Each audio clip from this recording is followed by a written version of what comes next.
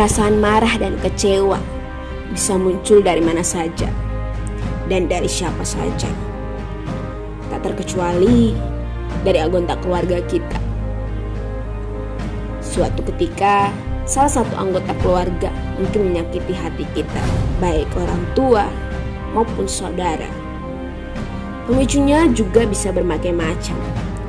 Bahkan mungkin hanya persoalan sepele yang akibatnya kita kerap kali geram hingga muncul rasa dendam. Dan itu perlu perjuangan ekstra untuk kembali memulihkan hubungan.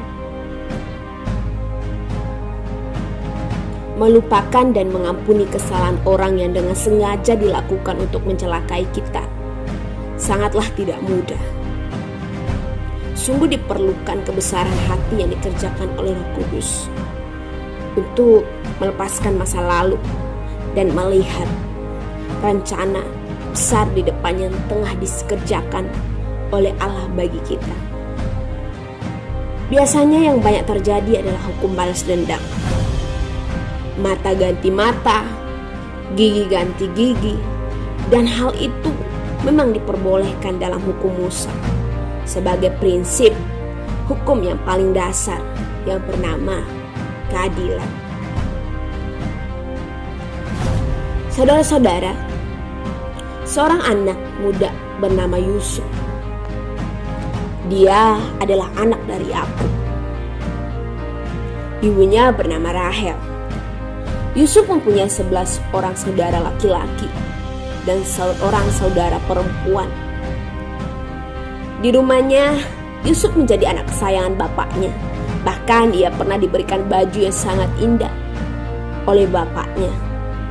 Namun sayang sekali, hal itu membuat saudara-saudaranya iri dan membenci Yusuf. Suatu ketika Yusuf menjumpai abang-abangnya di ladang.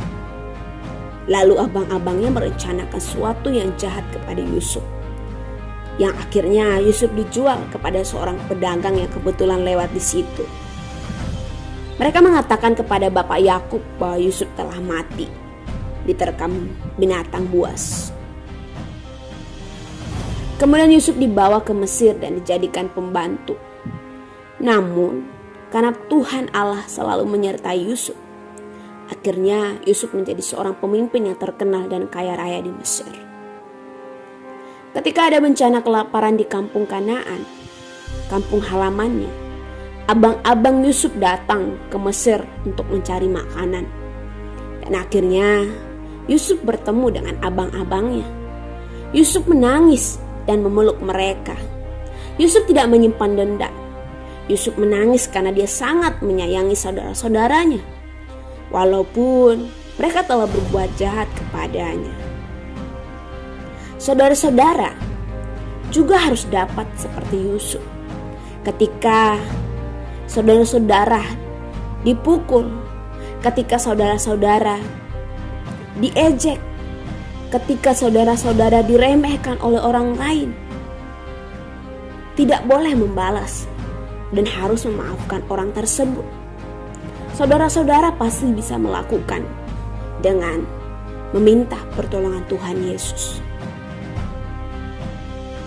Jika fokus kita hanya untuk sakit hati kita karena kesalahan orang lain, maka kita akan selalu hidup dengan mengasihani diri kita.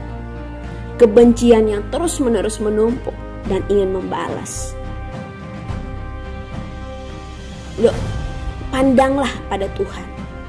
Punya hati yang mengampuni dan mengampuni, seperti yang Tuhan lakukan ketika mengampuni dan mengampuni dosa kita di saat kita berdosa dan tidak mengenali Dia.